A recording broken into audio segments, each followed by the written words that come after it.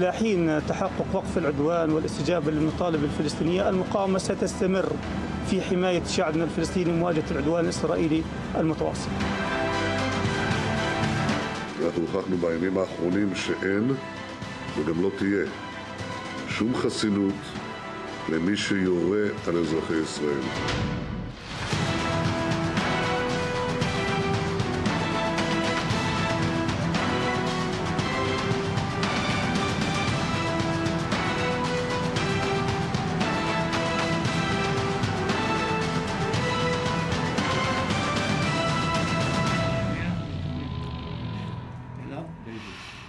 Well, good evening. I'm David Matlin here, coming to you live from the Jaffa Port in Israel on our special edition, 49 days now into Israel's Operation Protective Edge against Hamas in the Gaza Strip. Well, rocket and mortar fire continue to hit Israel's southern and central communities, with recently one being intercepted over the area of Tel Aviv now, with those in the Gaza border region now suffering some of the most intense fire of the entire conflict. In response, Israel continued its airstrikes in the Gaza Strip, most recently killing 4 members of the Army of Islam, a militant group in Gaza City's Shojaiya neighborhood. Well, meanwhile, on the diplomatic front, Palestinian leadership and the Arab League reportedly demanded that the international community set a deadline for Israel to end its occupation of the territories. However, conflicting reports continue to emerge from Cairo on a possible ceasefire.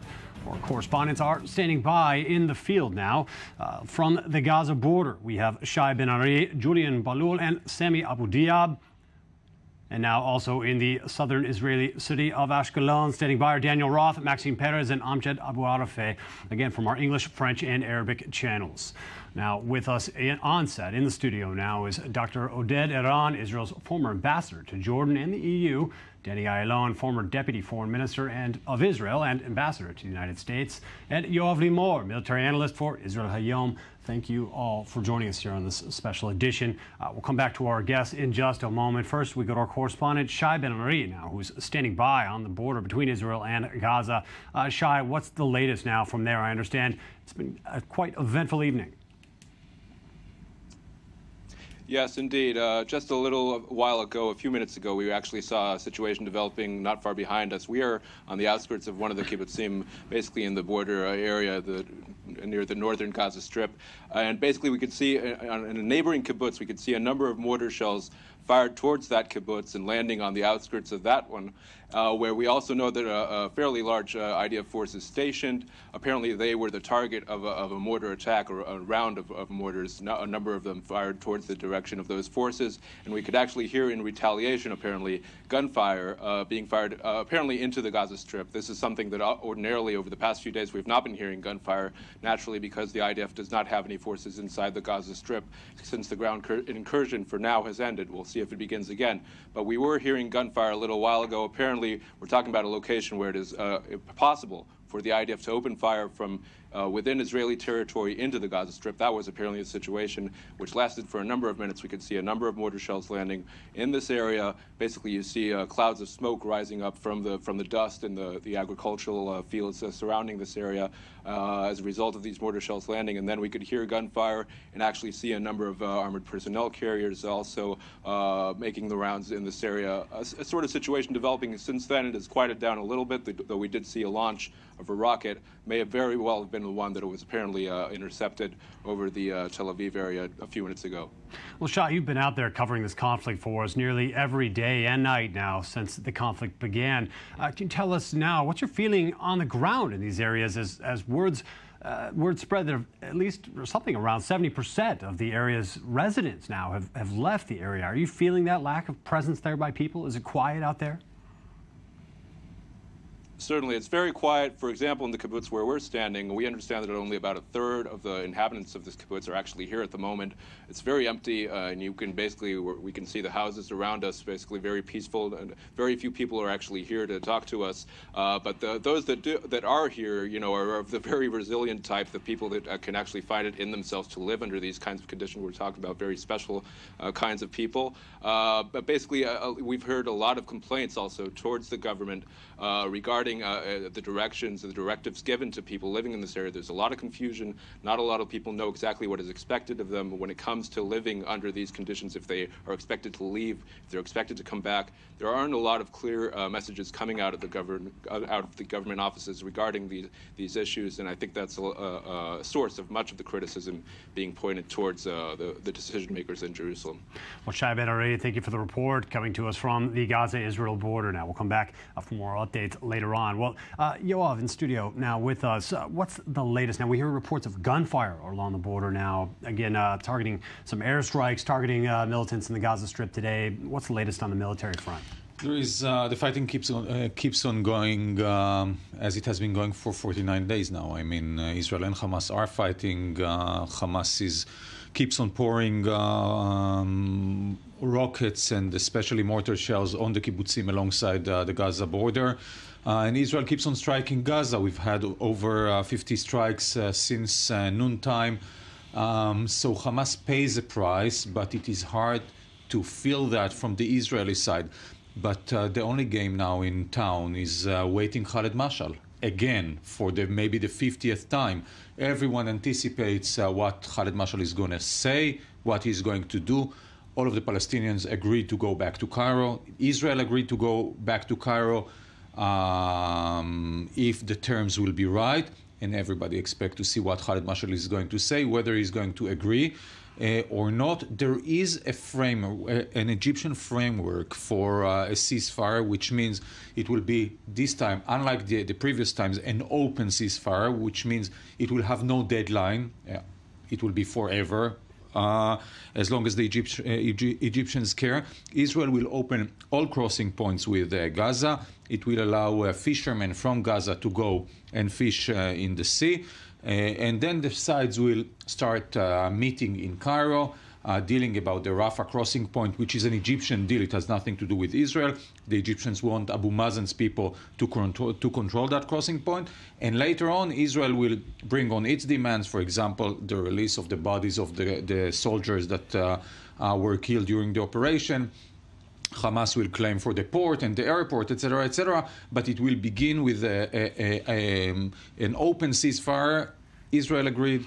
Abu Mazen agreed. Hamas within Gaza agreed, but still awaits Khaled Mashal. Leader in Qatar, yes. So that's the game tonight. We might even hear tonight that there is an agreement. That's what everyone awaits now. We'll have those updates for our viewers when and if they emerge. Let's try alone.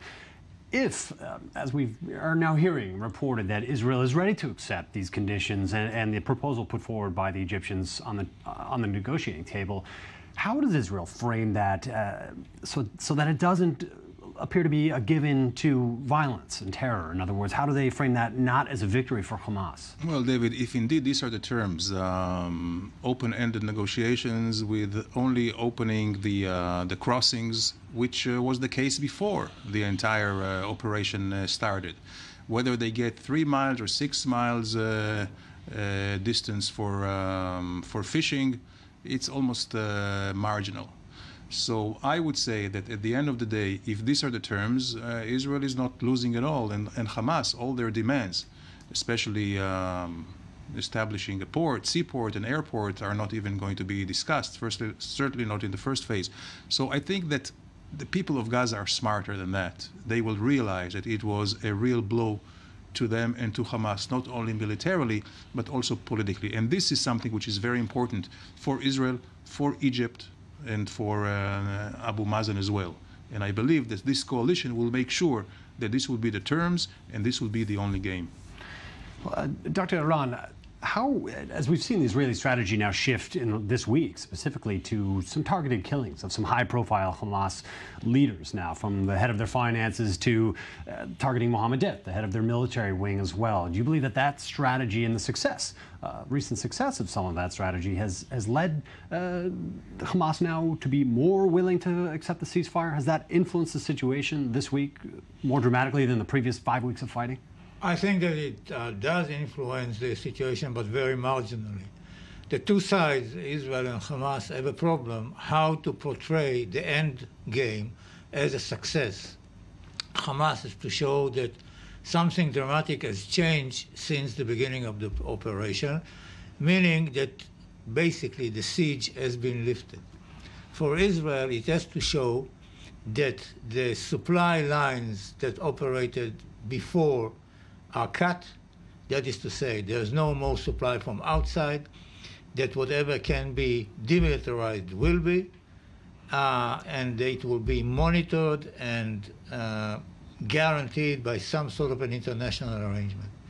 Unless this happens, either tonight or at the end of this process, it will the situation that we have seen will recur. That is to say that we will go back in a matter of months, back to the same situation. And therefore, these two demands, one major one by Hamas, two major ones by Israel, unless they are met, plus the reconstruction of Gaza, taking care of the refugees, which is a major problem, but these are not the issues that are blocking an arrangement. Unless the two issues are being dealt with, we will be back. We'll discuss how possibly those major criteria will be implemented. But before we get to that, Ur Shapira, our correspondent, looks at the swirl of conflicting rumors now surrounding the Cairo negotiating table. As the fighting between Israel and Hamas continues, a new hope is surfacing for a ceasefire in the region. Early Monday morning, the Islamic Jihad announced a ceasefire will come into effect within hours. However, Hamas officials dismissed this claim and said they are seeking a long-term truce. There are efforts and calls in order to reach a ceasefire agreement, but until this moment there is nothing to that effect. And until the aggression is stopped and the Palestinian demands are met, the resistance will continue protecting the Palestinian people in confronting the ongoing Israeli aggression. Palestinian President Mahmoud Abbas is also searching for a long solution. On Sunday, the Palestinian leader said he will present a new initiative, and on Monday, details of it surfaced. It appears Abbas is about to turn to the United Nations Security Council and demand an Israeli deadline to withdraw to the 1967 borders, making way for an independent Palestinian state. With the European proposal to turn to the Security Council, talks of a new ceasefire negotiations in Egypt, and the latest behind-the-scenes developments in Qatar, it seems that the diplomatic pot is boiling. But as the fighting continues, the road to reconciliation seems difficult than ever. Yoav, we're talking about some of the main criteria on the table now. Alleviating the siege for the people of Gaza, the closures that have existed on all their borders and the seaports, and now Israel's central theme now of demilitarizing the Gaza Strip. How can that be implemented with the help of the international community? It won't. I mean, there is no way you will be able to go house by house and collect each and every Kalashnikov rifle. It won't happen. And at this point, it's less about things coming from the outside. It's a homegrown industry there now. So that's rhetorics. What Israel should, and Dr. Iran referred to that, what Israel should try and work on, and that's alongside with the Egyptians. The only way to bring things into Gaza is either via Israel or via Egypt.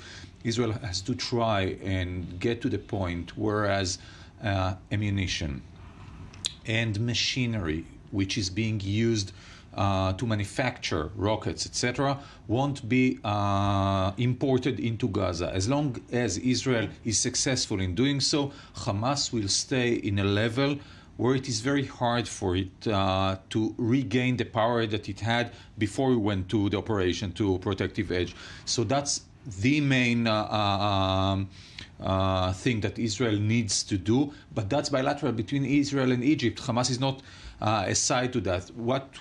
I take you back 50 days and what Prime Minister Netanyahu said at the time. What Israel wants is quiet. Quiet for quiet, we said at the time. Now he looks at it totally different. But if there is one pure thing that Israel is looking for, that's deterrence. I mean, you want to deter the Palestinians from using force, reusing force for as long period as possible. Dr. Iran said that if things are not solved, we might see the fire resumes within months. The problem with deterrence is that you can count it only at the end. I mean, when we ended that operation, we don't know how long it will hold. I mean, we've had the Lebanon war. Everybody was sure that we'll hold days. We've had 8 years now of quiet on the northern border. Gaza, because it is so fragile, because there are so many movements, because each and every guy in the street might act on his own and has his own interest, it's very hard to keep deterrence, and that's why Israel needs at the end to have some kind of infrastructure that will make sure that we won't go back to that situation with a month, 6 or 12 months, because if we didn't use those 50 days to set that infrastructure, it's a huge miss. Mr. Ayalon, how do you envision an implementation of such an agreement as well? Similar question to you in terms of, and also some follow-up in terms of the concept of deterrence now. Do you believe that has been reestablished here to some level, Israeli deterrence in the face of Hamas? At the end of the day, I would say yes. But without splitting hairs, I would say that there are two tiers here. I mean, the first one is the immediate ceasefire, quiet for quiet. And this is where you open the crossings and, of course, you regulate it so dual-use material and, of course, munitions cannot go in. This is something which can be achieved immediately. The second tier, the longer range, is where they talk about reconstitution or building a port. For that, we can demand total demilitarization. This is something that is accepted by the international community, certainly the Europeans and the Americans, I would say also the Saudis and the Egyptians, and this is something that Israel can hold on to. Now, in the first phase, we don't need demilitarization, because you just, by degrading what they have now, I think it's sufficient for Israel's deterrence and for Israel's, let's say, security. So the thing is now to get the two-phased, let's say, architecture, and I think we have the upper hand here. Do you think that putting the concept, the Prime Minister very early on, as we just mentioned, put the concept of quiet for quiet, put that equation out on the table very clearly, that was what the Israeli government and what the Israeli people ultimately were seeking here, is just a return to quiet. Do you believe that was a mistake at some level so early on, in other words, to display and to announce to Hamas that really all Israel wanted was a return to the status quo? That seemed to be something that Hamas was able easily to play against Israel by continuing the rocket fire. Was that a mistake to put that equation out there so early in this conflict? It wasn't a mistake, but obviously it's not sufficient for the other side. And for a long-term arrangement or building a situation which will eliminate almost totally this recurrence of this situation. The Palestinians are not going to be satisfied just with quiet for quiet.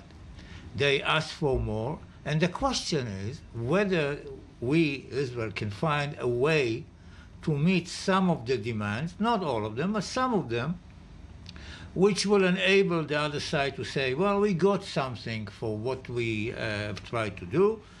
Israel should also be satisfied. Quiet for quiet is not sufficient. It wasn't a mistake to put it. It was indicating to the other side, you want to play this game, we will play this game. But it's not enough. It's very clear. So the question is whether any arrangement, any proposal for a ceasefire tonight, tomorrow night, will include the ingredients sufficient for the two sides to say, okay, we'll give it a try. Yoav, despite what we've seen or that we're hearing about the developments on the diplomatic side, negotiations perhaps gaining some traction here now, are you seeing other signs now, as we're hearing from our correspondent in the field, about a lot of military activity still on the Israeli side of the border? Are there any signs to you that there's still a possible further ground incursion on the table here or being prepared for? It's always on the table, but it's very unlikely as long as a possible ceasefire is in a hand reach. I mean, you don't send forces, it takes hours, it's complicated, it's very risky for lives from both sides of the border. You know, we hear politicians in Israel sending the army too easily to fight in Gaza. I always look personally at the coffins coming back and at families that having to pay the price.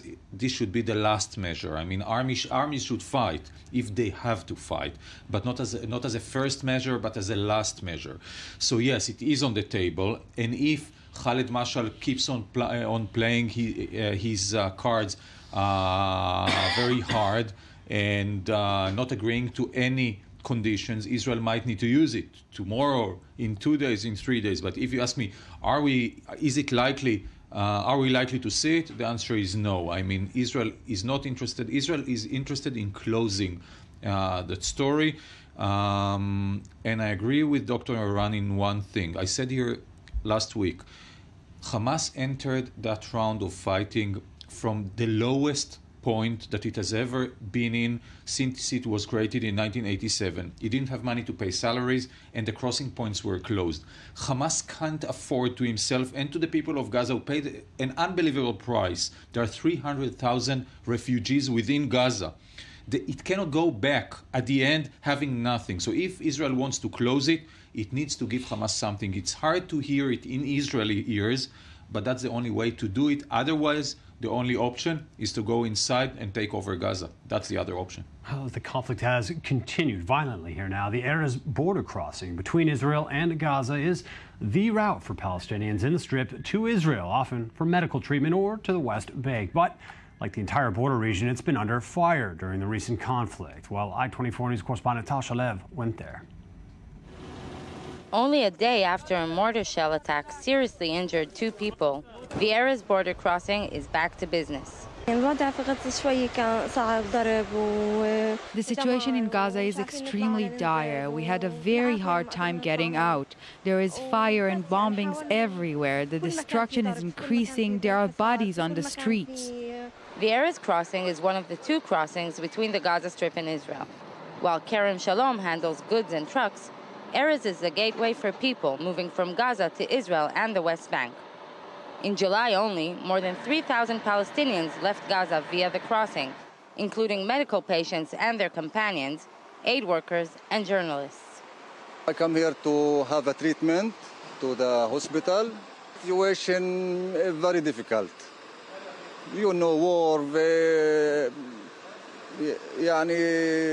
very difficult for people, for children, for women. Following Sunday's mortar attack, which wounded 2 workers severely and another one moderately, the Defense Ministry decided to close the crossing, but reopened it as soon as possible Monday, despite the ongoing fire.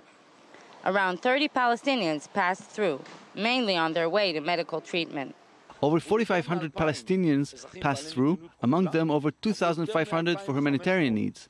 Hospitals in Israel, Jerusalem, and the West Bank, patients were transferred to Turkey, to Jordan. It's an humanitarian crossing. The Erez crossing remained open throughout most of Operation Protective Edge. The Defense Ministry prefers not to shut the crossings down because they are, quote, the lungs through which the Gaza Strip breathes. Well, now back in the studio here, Mr. Ayalon, as we're seeing, a glimpse of some of the suffering here in this piece now of the people who are essentially trying to run out of the Gaza Strip. As you all mentioned, over 300,000 displaced people now within the Gaza Strip. Devastation there far beyond the previous rounds of conflict within this last decade as well there. How much of a factor does that play on the Israeli decision-making now, the level of destruction in Gaza? Is that part of the equation, or was that just something that was already a cold, hard fact that was calculated beforehand? Well, I would say that among all decision makers in Israel, they put the responsibility on Hamas for the devastation both here in Israel and in Gaza. I think this is the right way to do it politically, from a judicial point of view, from a moral point of view. So to the extent that it does not interfere with the maneuverability that Israel has in the international community, I would say this is a secondary, as harsh as it may sound, this is a secondary argument for the overall strategy to bring quiet from the Gaza. Speaking of the international community, what's your impression now of how this has been received internationally? Definitely there's no shortage of images that have driven the narrative here in the international media, and certainly we've seen this take place, large demonstrations on many of the European streets as well. What's your impression in this current round of conflict and how that's been perceived and how influential the international impression has been? I would say, David, fortunately for Israel, the situation in Gaza competes with other crises in the world, whether it's in the Ukraine, whether it's in Iraq and Syria. And certainly, I believe that the Hamas, after the execution of 21 people in Gaza, in the same manner that the ISIS or the IS executed the American journalist, the international community doesn't have too much sympathy for that. Also, I believe there was a miscalculation here, or certainly disappointed by the Hamas, who were thinking that the protraction of the conflict would bring the people of Cairo to the streets, or the people in the West Bank, or even the Arab Israelis. This has not happened in a major way. So at the end of the day, I would say also from the political or the PR point of view, Israel still has some space to maneuver. How do you interpret or understand the lack, as Mr. Ayalon just mentioned, the lack of prolonged essentially protests on the Arab capitals in the streets of Amman or Cairo or Ramallah, for example? Certainly there have been demonstrations, but it hasn't been sustained. It hasn't been a movement that's really had any impact on this conflict. How do you perceive that? Is that a sign of no support for Hamas, or is there more to that? I attended 2 weeks ago a conference in which about 250 people from the region, mostly from Arab countries, attended. And there was a group dealing with the Arab-Israeli conflict, the Israeli-Palestinian conflict. I would say that in most of the sessions there wasn't a single Arab other than the Palestinians. They are all very concerned, deeply concerned by the ISIS issue. It's not a lack of support, it's just prioritizing their problems as they see it, or they see the problems. And it is, I think, a sign of the times that the Middle East is going through a major transformation, changing of states, collapsing of the state system in many cases, the takeover by sub-states, very extreme organizations, the destruction of the economic system, the social fabric to the extent it existed. And therefore, you don't see, even in the West Bank, signs of popular support. They see the pictures, they see the destruction, they saw what happened in Syria, how Syria was destroyed. We talked about 400,000 refugees. Yes, it's a large part of the population. But we have to remember that there are about 6 million Syrian refugees in Syria itself and the adjacent countries. And so the priorities for these people outside the immediate Israeli-Palestinian territory is changing. Out of time for this segment. Thank you all for now. Dr. Oded Eran, Danny Ayalon, and Yoav Limor, thank you all for joining us in this initial segment of our special edition. Now, we'll be right back after a short break.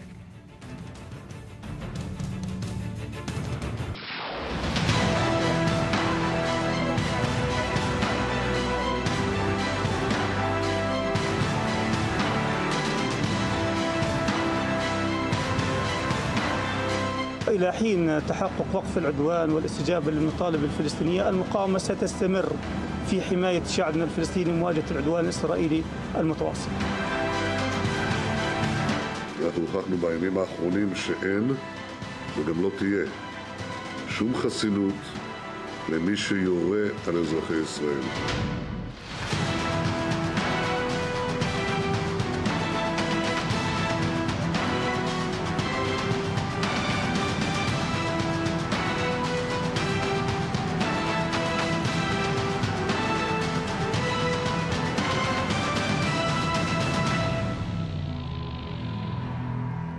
Welcome back to this special edition. Now, with me in the studio is Major General in the Reserves David Tzur, member of the Israeli Parliament's Hatnuah party, and still with us, Danny Ayalon, former Deputy Foreign Minister of Israel. Thank you both for being with us again on this special edition. Now, before we discuss this further, with me on the line from Gaza now is Dr. Hani Bassous, Professor of Political Science from the Islamic University. Thank you again for joining us on the program.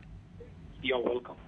Now, we've been talking about some of the ongoing ceasefire negotiations as we hear it, as we understand it. If Israel and Hamas both want to end this conflict now, how can Israel give in to some of the demands of Hamas now without being seen as rewarding the rocket fire and the violence?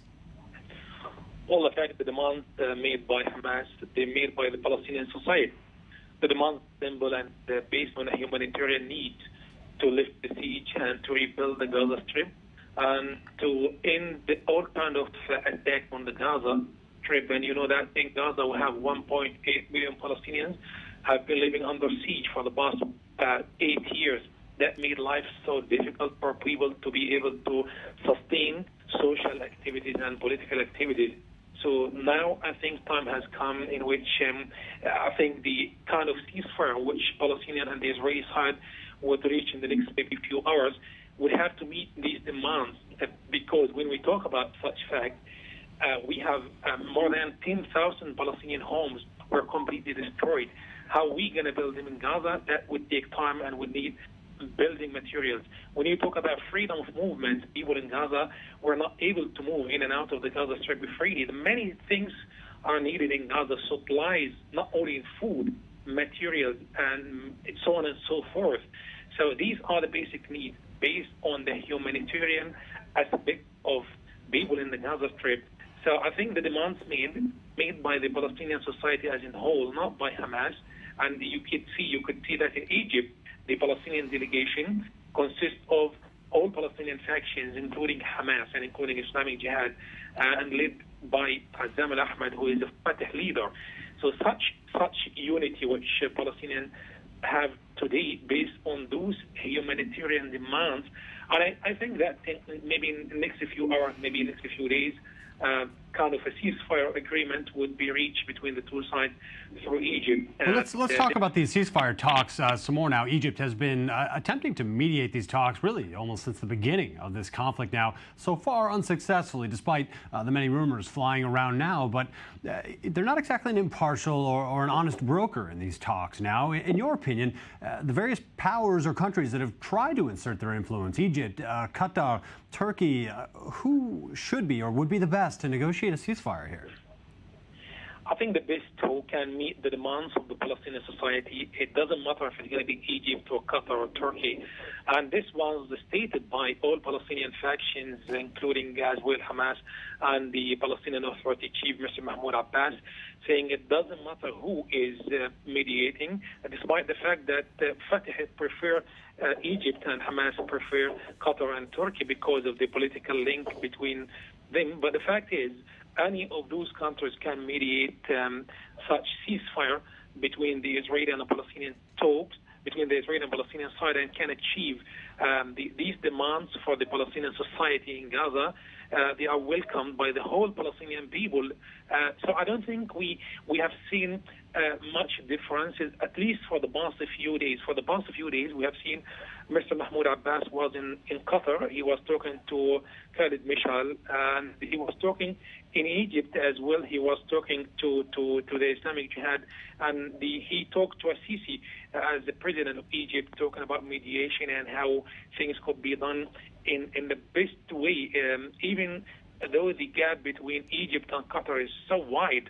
But the thing is, when it comes to the needs of the Palestinian society, I think Mr. Mahmoud Abbas was trying to bridge this gap between the two sides. And this is what we're hoping in the next few days, that things will become smooth and easy, and the ceasefire would take place as soon as it takes. That would help people to be able to survive, to have a good life, to be able to function on a daily basis. Well, thank you very much for your time, Dr. Hani Bassous. So now, as we're taking a closer look at the humanitarian crisis that's steadily developed in the Gaza Strip, specifically during this conflict now, and earlier we discussed the impact of that on Israeli decision-making and how impactful that truly is, and again, on the international community and their role in this situation now. Let's speak about the United Nations, and obviously playing a central role within the Gaza Strip and internationally in this conflict now. What do you make of their role so far? It's been somewhat complicated now with the UN Relief and Works Agency schools, many of which were found to contain rockets. There's been a lot of allegations flying around back and forth.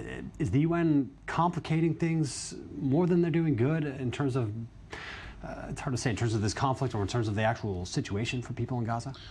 Well, first of all, I'm not sure that even Dr. Bassous believes to the things he's saying. Abbas is as a mediator, or he's pointing on him that he can be the one to lead and to bring the ceasefire, etc. Abbas is not stepping into Gaza since 2006. I mean, if he needs to even to coordinate, to represent the Gaza people, not talking about the Hamas, the political Hamas. He's not representing Gaza, unfortunately, I can say, because my party, we believe that we want him, we need that he will take a more stronger role, and so this is just to comment about the things that Dr. Basu said. About the humanitarian issue, well, definitely Israel wants very much to relieve on the pressure on the Palestinian population.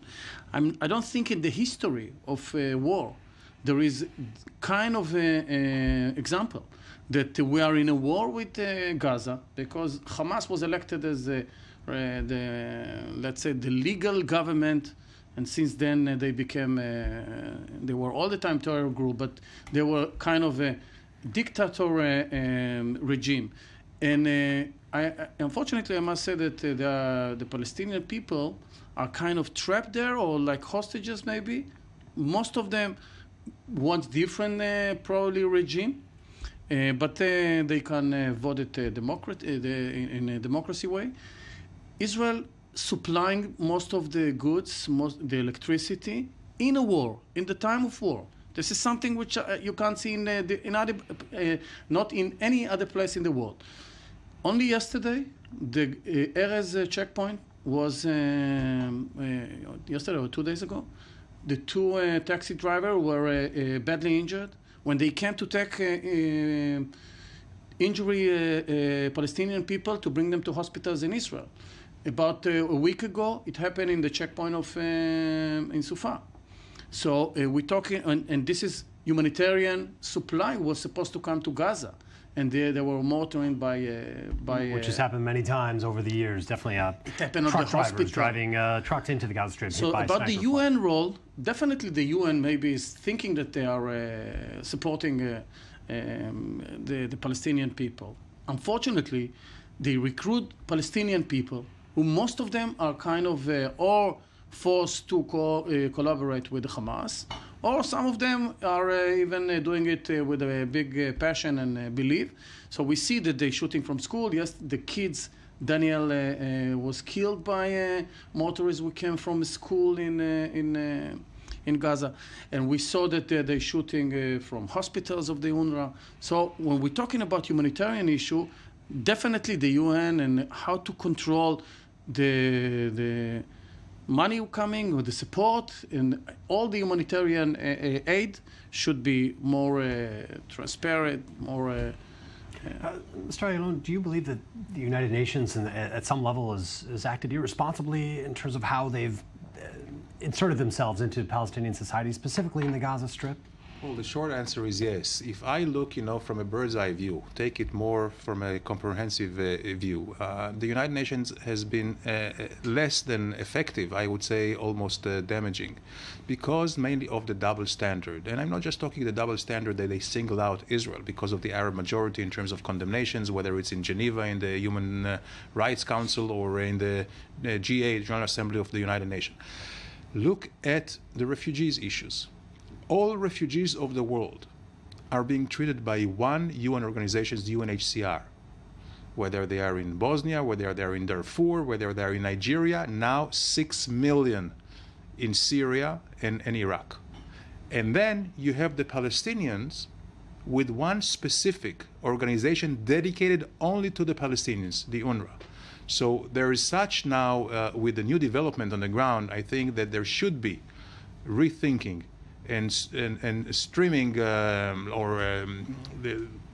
reorganizing the way the United Nations acts. And certainly when UNRWA, most of the employees of UNRWA are Hamas people, then there is no wonder that we have stockpiles of munitions in UNRWA installations and also firing at Israel from UNRWA places.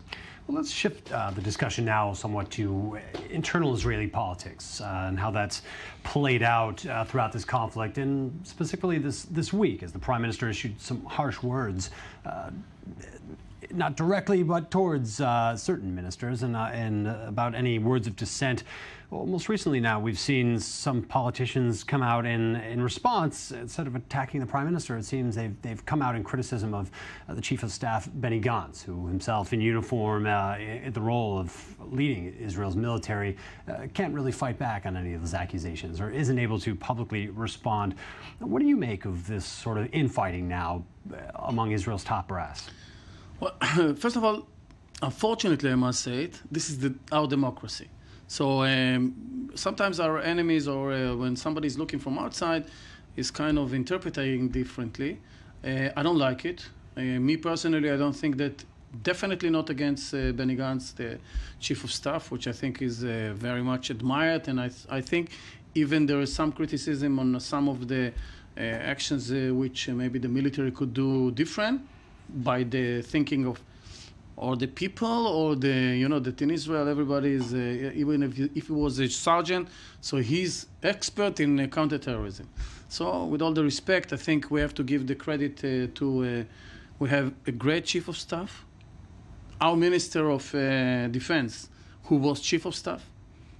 Definitely two of them are the people that you want to be on the wheel in this kind of crisis, and the Prime Minister also have all the experience which is necessary for that. So I think what we saw was kind of frustration of the Prime Minister, which is unusual, that I must say, that publicly he went out for and asked for order in the cabinet. I can understand some of the criticism not being informed. So that was the issue, maybe, that the cabinet members were more criticized. Some of them want to earn some political maybe points. Unfortunately, I must say this is something which definitely should stop. About the opposition, the chairman of the opposition, who was very loudly went out in this weekend and spoke about going to elections. I think, with all the respect to Mr. Herzog, this is not the time now to do low politic, and we should hold horses in the politic. We will have enough time after the war to speak politics. This is a time for unity. And seems the stage is being set for that greater political conversation, or reshuffle, as it might be after the conflict. We'll come back to that note there. But as we mentioned now, the Israeli Prime Minister Benjamin Netanyahu did lash out at his cabinet ministers, talking against government decisions during the conflict. Well, now Israel's politicians, as we mentioned, take on the easier political prey, the Chief of Staff, Benny Gantz, who, again, as we mentioned, publicly cannot respond. Well, I-24 News reporter Uri Shapiro takes a look at the dilemma. On the battlefield, he led the military, but now Israeli Chief of Staff Lieutenant General Benny Gantz apparently needs to defend himself in the political arena. In recent days, Gantz's conduct in commanding Operation Protective Edge is coming under heavier fire. According to reports, some ministers in Prime Minister Benjamin Netanyahu's cabinet have accused Gantz of not hitting Hamas hard enough. Gantz wants to end the operation at any cost, claims one of the ministers. For 6 weeks, we heard that Hamas was defeated and is asking for a ceasefire. But on the surface, things are different, said another minister, according to the reports. Israeli Minister of Justice Tzipi Livni backed Gantz on Monday, saying that the critics were being unfair. It's not even a personal matter. This is the Israeli Defense Force. The people looking into these statements are not just us in Israel. It's Hamas, Hezbollah, it's everyone. Is this what we need now, this atmosphere? Despite the criticism, throughout the operation, Gantz has stuck to his uncompromising position. We are not finished. We are prepared for anything that might be needed later. If there will be incidents, we will know how to react to them. If there will be strategic developments, we have the power, we have the decisiveness, we have all the necessary force to be wherever needed, for whatever time needed and whenever needed. Last week, Netanyahu slammed cabinet members who also criticized him and the government's handling of the operation and said he expected them to act responsibly.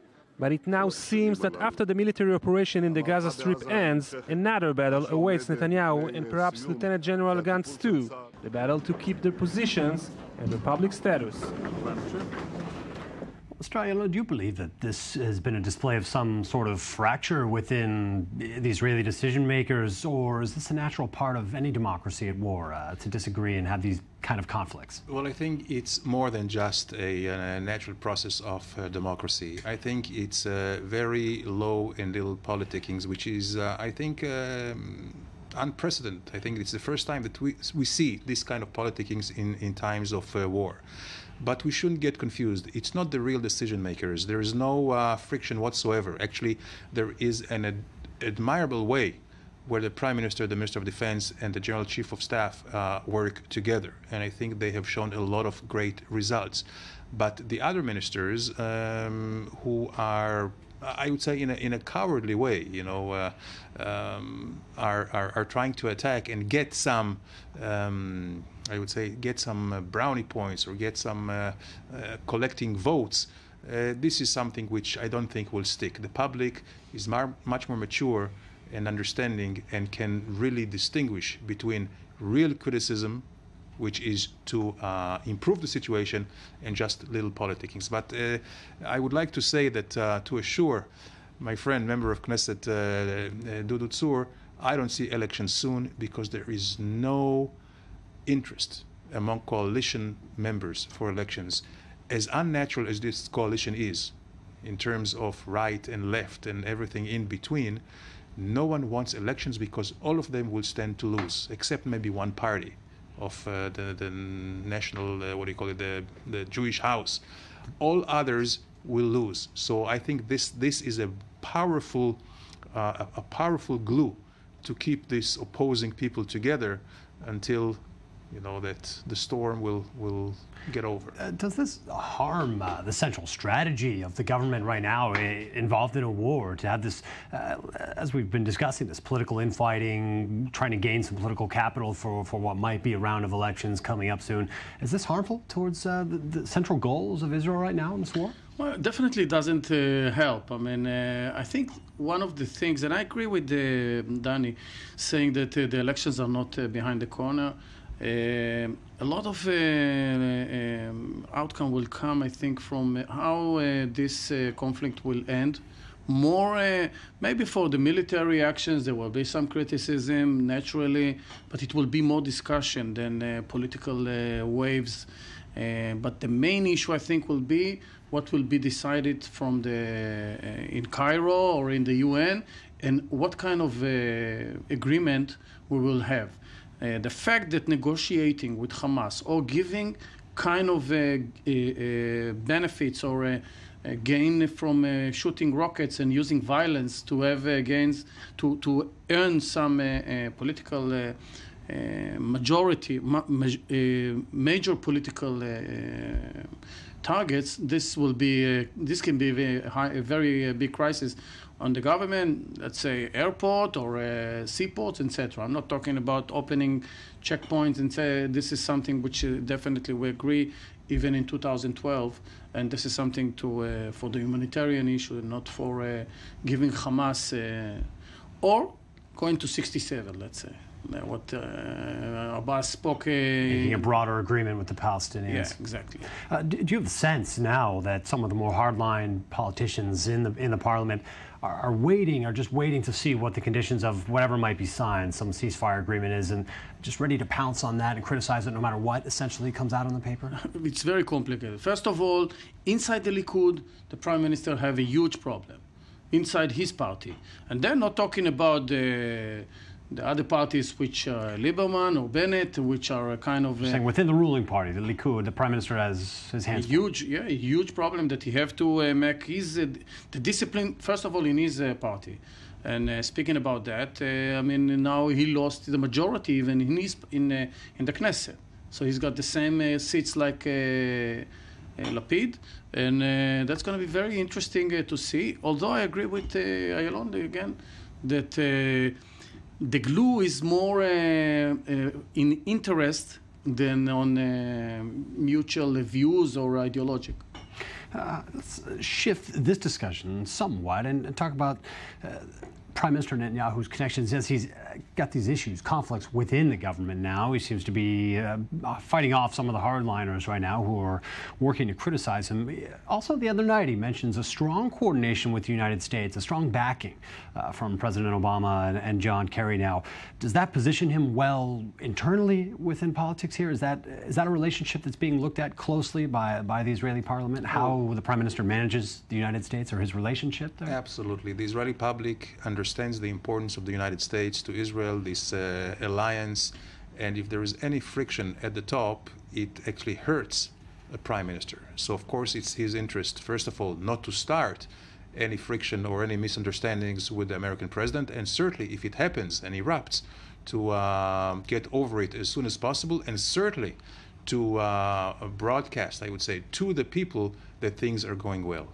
And in this case, I think, after all, to be fair, the United States has been steadfast behind Israel in terms of supporting us in the Security Council and not allowing any damaging resolution against Israel. Certainly, when it comes to the Iron Dome and the approval of additional funds, the people read and see it, and I believe also they get over the withholding of the one Hellfire missiles for Apache, which also I think now has been approved for shipments. So I think in this front, Prime Minister has some quiet. Well, now we'll take a break from the discussion here, talking to Daniel Roth, our correspondent who's standing by in the Israeli city of Ashkelon. Daniel, this town has been one of the epicenters of this conflict here now, taking daily rocket fire, and as recently as yesterday, a direct hit on a residential building there. What's the atmosphere in town now? What's going on there? Well, all around Ashkelon, you know, there's been over 100 rockets, about 115 rockets sent into Israel from Gaza, and in Gaza, over 65 airstrikes, air targets hit. Here in Ashkelon, in the city center, things are generally calm today, this afternoon and evening. People were shopping as usual down here. A few businesses closed, banks and other businesses had closed. But by and large, things are calm here in the downtown, even as things are very not calm elsewhere. Calm for now, it seems, certainly. Now, you've been covering this conflict for us, Daniel, really since the beginning here now. As residents have more or less fled the south, the city of Ashkelon.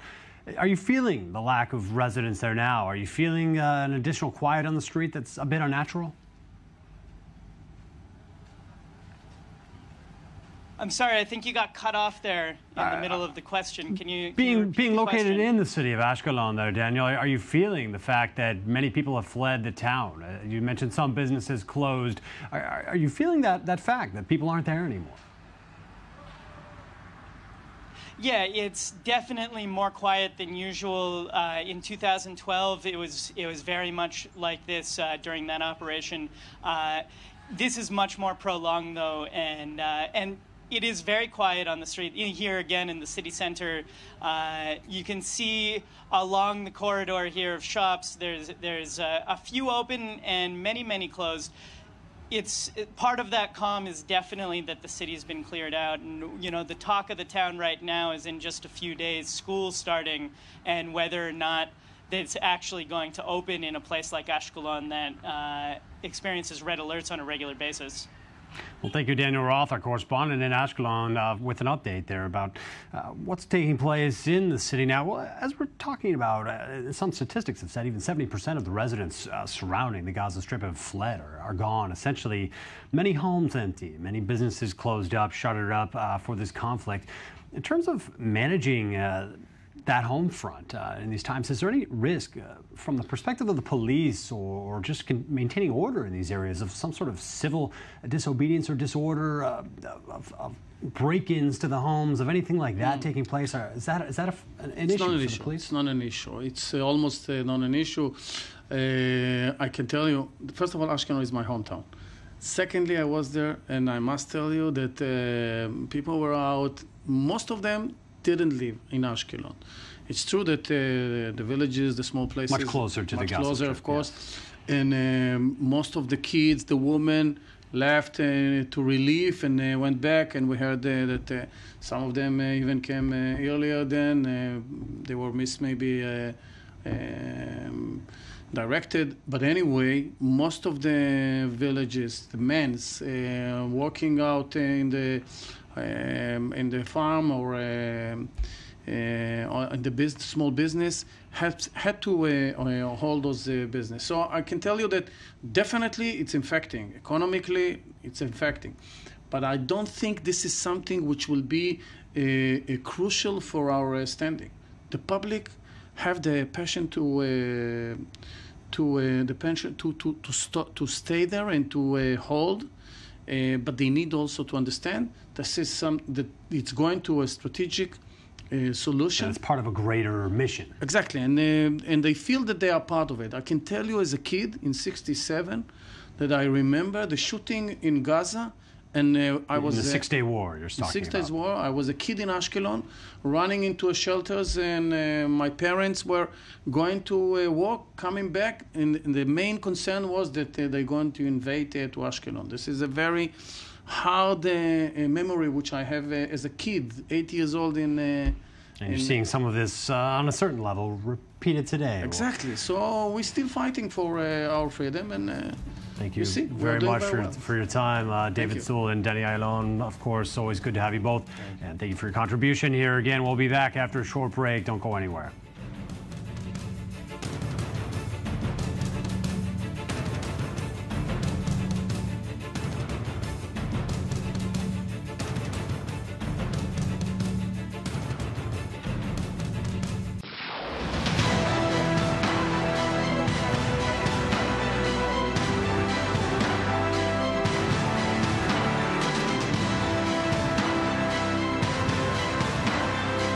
إلى حين تحقق وقف العدوان والاستجابة للمطالب الفلسطينية، المقاومة ستستمر في حماية شعبنا الفلسطيني مواجهة العدوان الإسرائيلي المتواصل.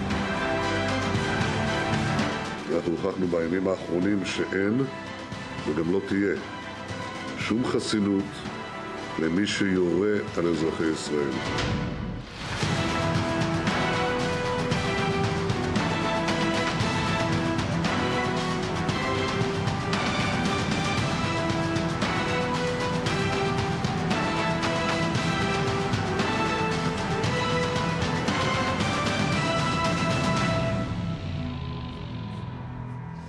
Welcome back to our special edition. Now, with me in the studio is Brigadier General in the Reserves and former member of the Israeli Security Cabinet, Ephraim Eitam, and Amir Oren, defense and government analyst for Haaretz. And just to start out saying, I have reports now that there are air raid sirens, missile alert sirens taking place in the city of Ashdod, now a coastal city just north of Ashkelon and not far from where we are now. Again, let's talk about some of the changing strategy that we've seen now since the collapse of the recent ceasefire less than a week ago now. It was last Tuesday that rocket fire resumed, and Israel began what appears to be a new strategy of targeting the leadership now, or at least successfully taking out some of the top leadership of Hamas. Do you think that reflects a shift in Israeli strategy in the last week, or simply some opportunism, taking advantage of perhaps some people coming out of their holes? I think it's a good question, and I think from the very beginning, the Israeli leadership had to select between two strategic contexts or between two strategic concepts. One was a very, I would say, traditional concept which Israel and the IDF and the state of mind of the commanders will build through for a very long time, and that to use a very massive penetration, mechanized penetration with a lot of fire, and in a short time, relatively short time, to take the territory, to destroy the armed forces of the Hamas, and for great extent to diminish the Hamas as the legitimate regime in Gaza. Have you seen signs that that's working, that strategy is actually effective so far? No, that strategy was not selected, was not adopted.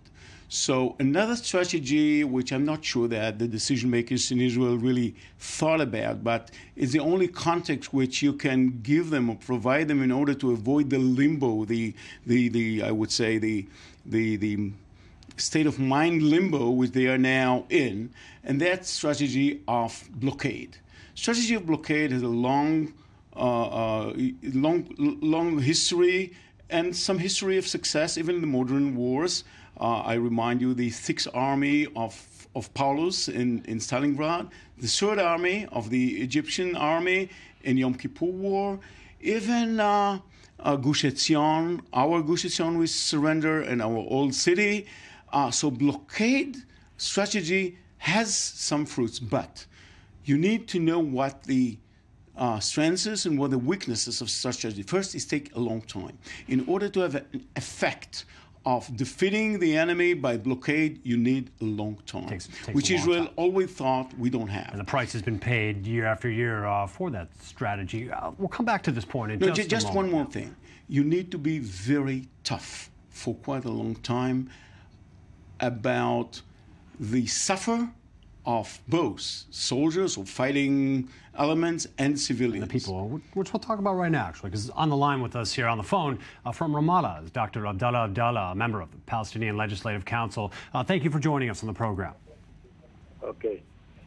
Now, we're talking about, earlier in the program, we discussed some of the negotiations that are rumored to be gaining traction now, with all sides in Cairo now, debating a way to bring an end to this conflict. What is your perception of this ongoing negotiation, and do you think it's the right path?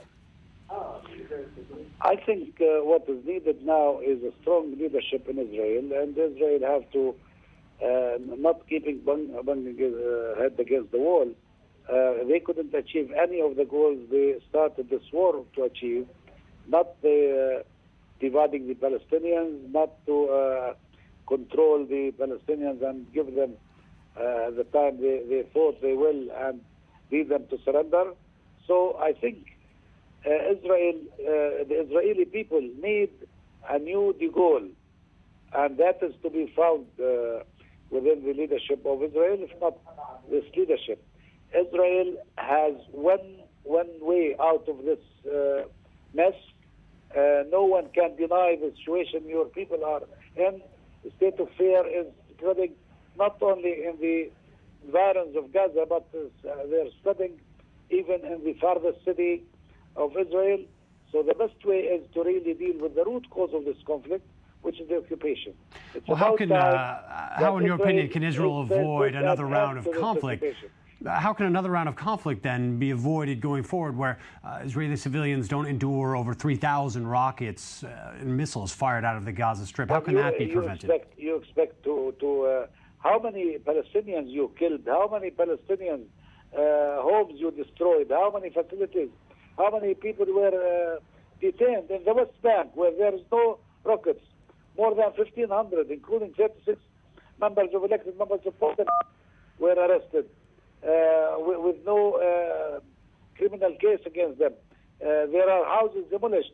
There are people who are restricted in their movement.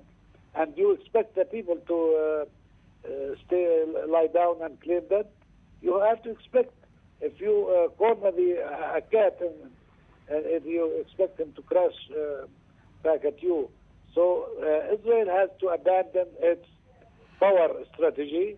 And as your leader said, if power is not giving the results you need, then use more power. Well, Dr. Abdallah, I'm here in the studio with Ephraim Eitam. I want to put the similar question to you while we have the doctor on the line. How can demilitarization be achieved? How can Israel sign any form of negotiations, ceasefire now, in order to avoid a further round of conflict, to avoid further rocket fire? The press conference that Netanyahu gave on the 10th of July last, the Times of Israel published his press conference when he said publicly he will never concede to an independent Palestinian state. What do you expect the Palestinians? To accept the fate of their occupiers, that we deny their right to self-determination, to be free from their own country?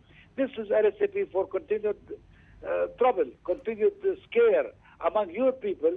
And believe me, it doesn't really matter how much. We have more than 13,000 Palestinians killed or wounded.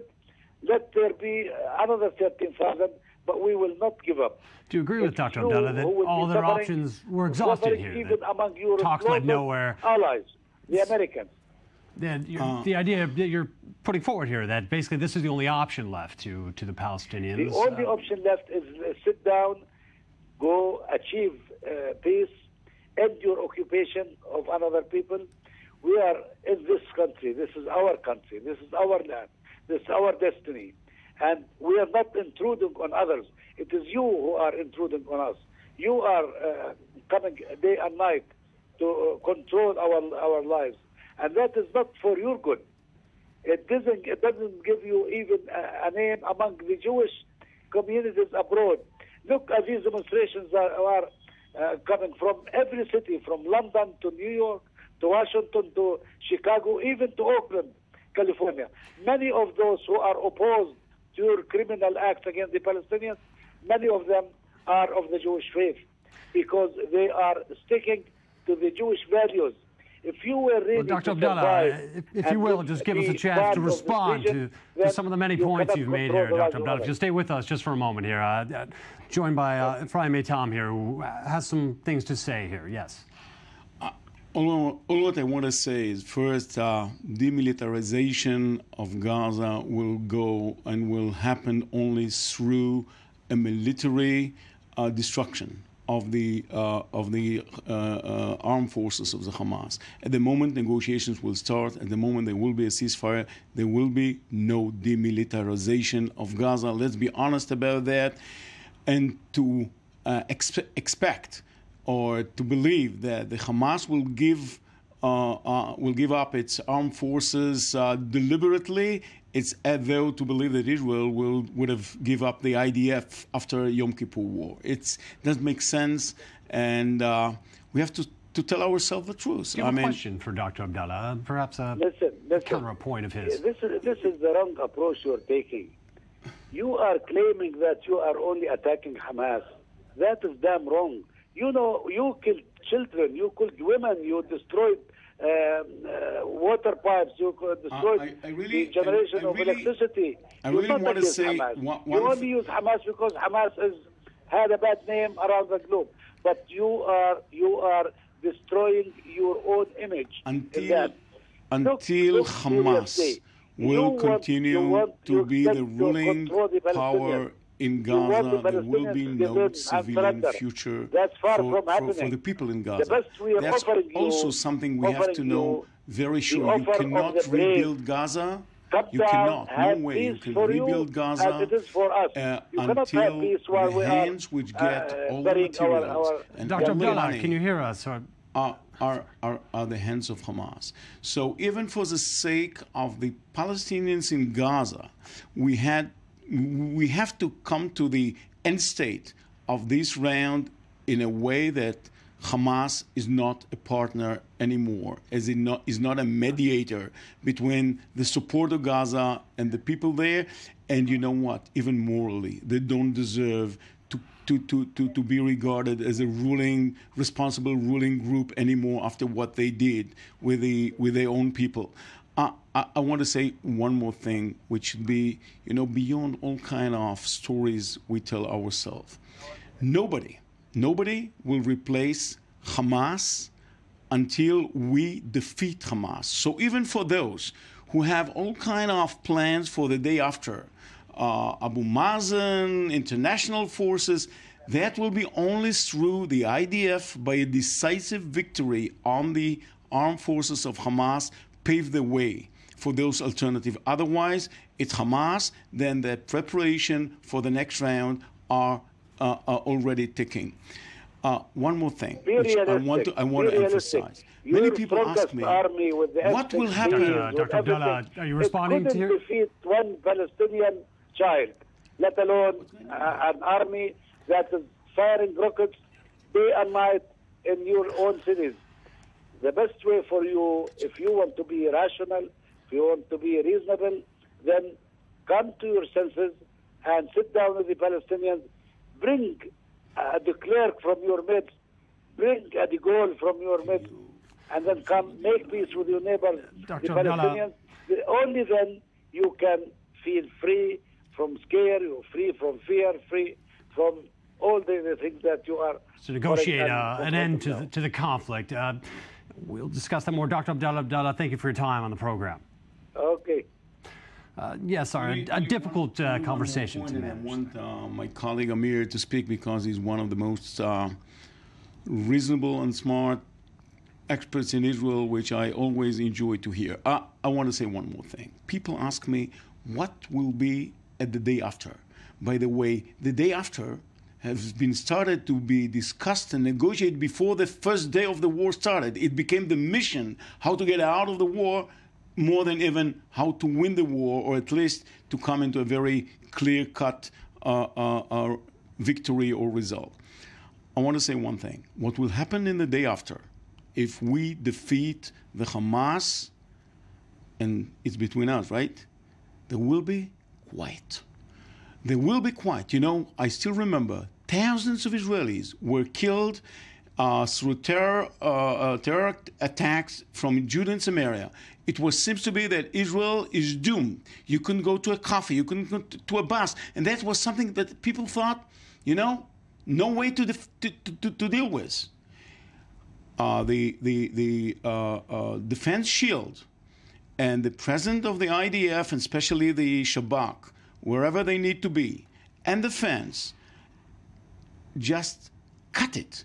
In one day, it became entirely different strategic reality. Gaza is not exactly the same, but it's very close. It's more close than all these stories about it will become Afghanistan, it will become, I don't know, all kind of other wild areas in the world. It's not. It's a situation that can be achieved, can be solved. It can be achieved. And if we shall not buy all kind of frightening stories about the day after, there will be one clear-cut result at the day after. If we win that round, there will be quiet for 1 week, and then for another week, and then for a year, because even if they won, they will not have the ability, and then they will fall in love with the flourishment and with the quiet, and then maybe we can pave the way to some political negotiations. But putting negotiations into this turmoil of fire, hatred, and Hamas in between, going nowhere. You've been a very patient guest here, Amir, during this debate, which I facilitated. Rather than a question, I'm sure you have much to respond to from what you've heard here. What transpired here in your studio resembles, in a way, the it's emblematic. The talks, yes. Talking past each other. But it seems that both Dr. Abdallah and General Minister Eitam are somewhat behind the curve, because we are fast approaching the end game. Negotiations seem to have borne fruit. It's bitter fruit from F.A. Eitam's point of view, but nevertheless, it seems as if tomorrow, the 50th day, there is a more than 50-50 chance. Are those sweet fruits for Israel?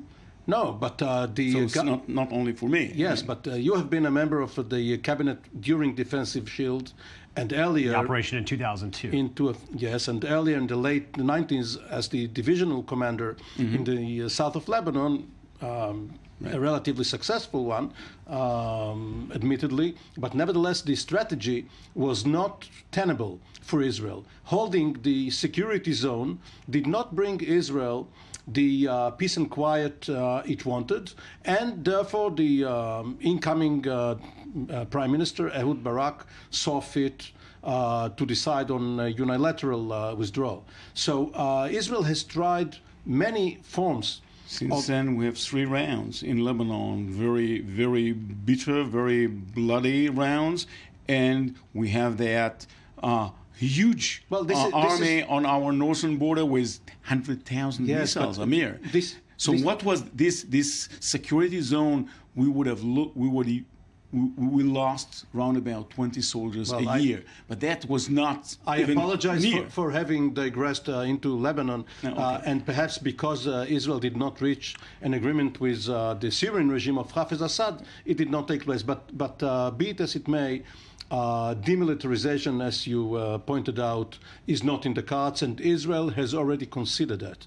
Israel is putting demilitarization or disarmament, or whatever term you want to put, into the distant future. Realizing the reality, or the untenable reality of that. And it's not an issue on the negotiations. And Israel all Israel wants right now is a ceasefire.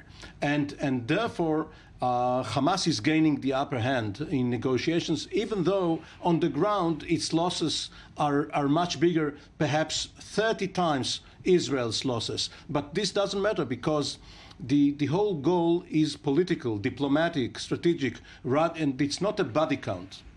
Well, I will come back to this discussion in just a moment now, but you did lead us to a relevant topic for us, that while the fighting in southern Israel has continued, with 5 mortars fired from Syria now hit the Golan Heights overnight.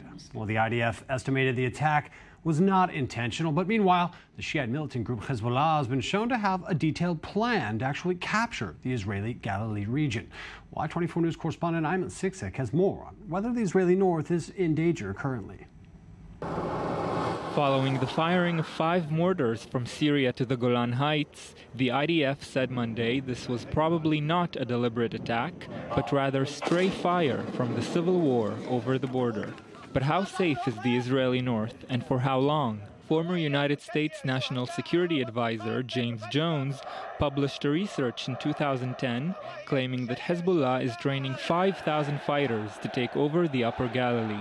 The initial part of the plan is to shower the north with rocket fire. According to Jones's study, the first of 5 Hezbollah divisions will advance towards Rosh HaNikra in the western Galilee and disperse over 7 kilometers near the border.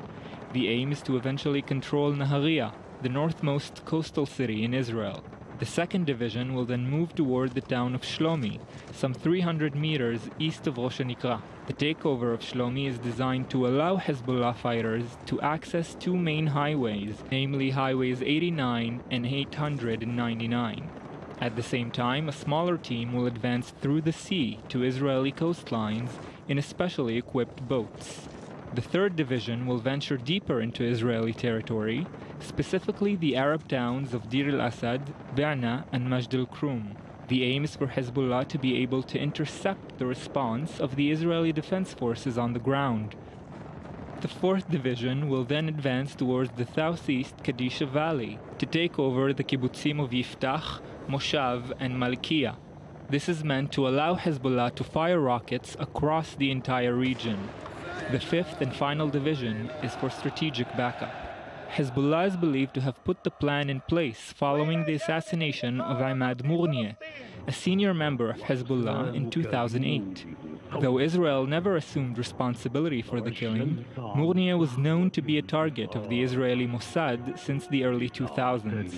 How viable the Hezbollah plan is, and if these are in fact its full details, remains to be seen. But as the recent fight against Hamas in the Israeli south marks its 50th day, the question now becomes whether Israel could soon be tackling a different threat to its security from an enemy in the north. Now, speaking of this enemy in the north, which, despite the quiet, the deterrence that's been imposed on Hezbollah now since 2006, the threat remains. Some have been surprised that during this war now with Gaza, with Hamas in Gaza, that there hasn't been a second front opened by Hezbollah.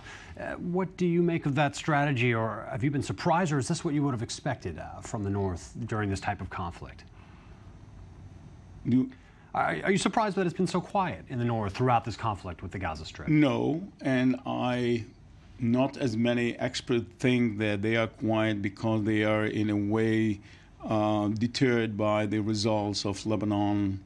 Second, I think that they are more restrained by the Iranians. The Iranians build them and equip them for a very clear purpose, which is very tightly linked to strategic Iranian interests, and they will not allow them to get involved in things in a war which is not in these direct contexts, and they don't think that this is the right context. As a former military commander now in the north for the Israel Defense Forces, how tangible or how credible is this potential threat of tunnels and infiltration plans by Hezbollah? In general, we have to assume that the same capability, even more advanced, is in the hands of Hezbollah. And I will not be surprised if there are tunnels and some attack tunnels which come into the territory of Israel. It's the topography and the geology are a little bit tougher than in Gaza, but they have much more time, much more equipment.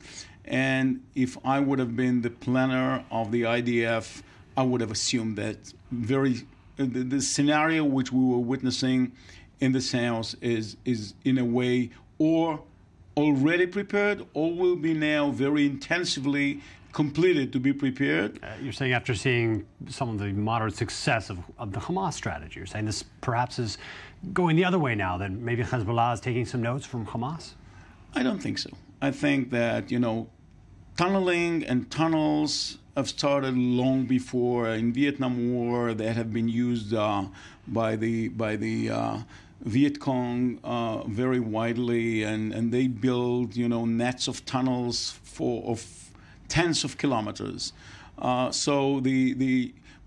I think that yes, it's a kind of a natural response to the overwhelming superiority of Israel in intelligence, air firepower, and I think that what we shall see now, again, as a very immediate lesson from what happened in Gaza and in Lebanon too, that they will all rush to get some effective anti-aircraft capability, missiles, etc. So that will, in a way, provide them to stand more effectively against this fire. It doesn't mean that they will bridge the gap between the Israeli Air Force and the superiority and the domination will still remain. I believe that if we see the seeds of this capability come into their hands, we have to preempt it at the moment. Freedom of flight, intelligence as well as firepower is essential and important. How have they allowed this? Cornerstone of our superiority. Amir, I have to ask you, this is not a secret weapon of the Israel Defense Force, the Air Force, the air superiority here.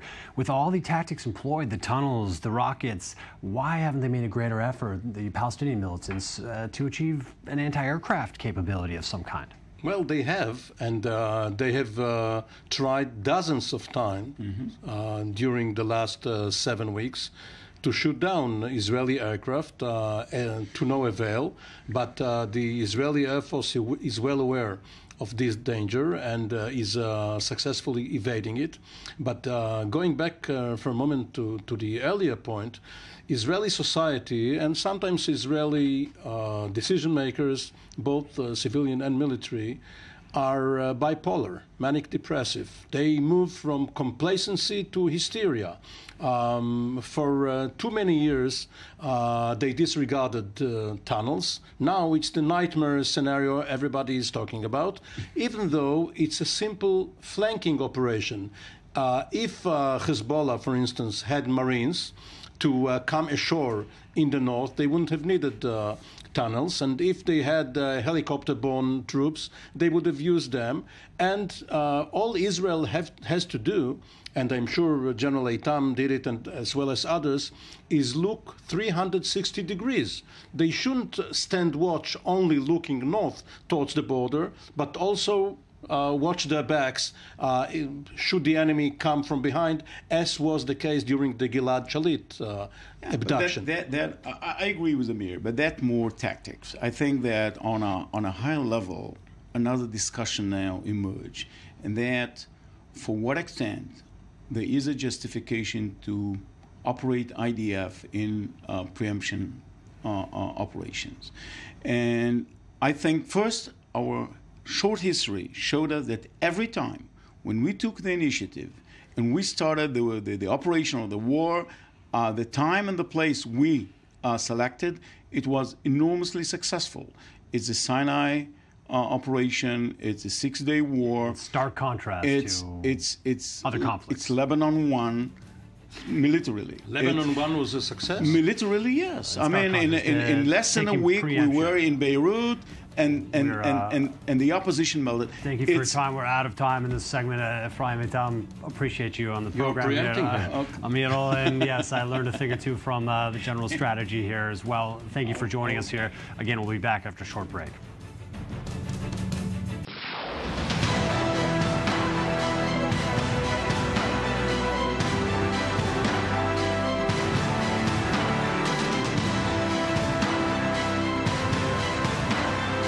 إلى حين تحقق وقف العدوان والاستجابة للمطالب الفلسطينية المقاومة ستستمر في حماية شعبنا الفلسطيني مواجهة العدوان الإسرائيلي المتواصل. אנחנו הוכחנו בימים האחרונים שאין וגם לא תהיה שום חסינות למי שיורה על אזרחי ישראל.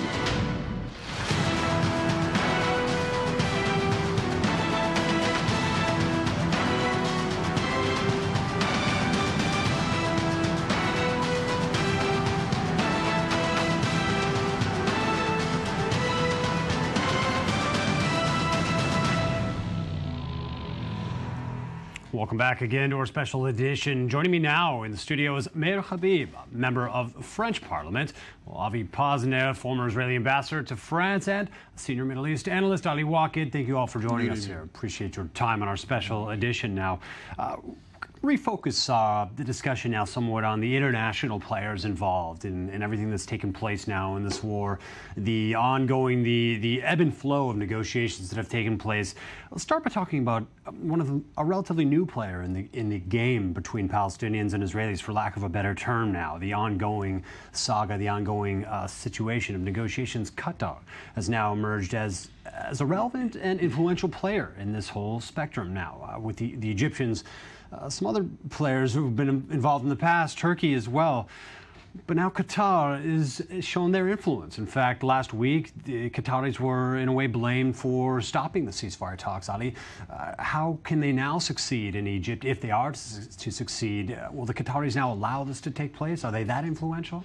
David, you will allow me to disagree with you. Qatar is not a new player. Since Hamas took over the Gaza Strip, Qatar was mediating. One of the agreements between the PLO, between Fatah and Hamas, took place in Doha, Qatar. So Qatar was sponsoring Hamas since the day one that Qatar decided to be an important player in the region, to adopt the Muslim Brotherhood agenda and the Muslim Brotherhood political parties. So from this point of view, Qatar is not a new player. But this is true that according in regard to the weight of Qatar, a very small country, nobody imagined that they could have this tremendous influence over Hamas. But if we take into consideration and the change that took place in the region, the fact that Hamas decided to leave Syria and to take the side of the Muslim Brotherhood in Syria, and this way also to give up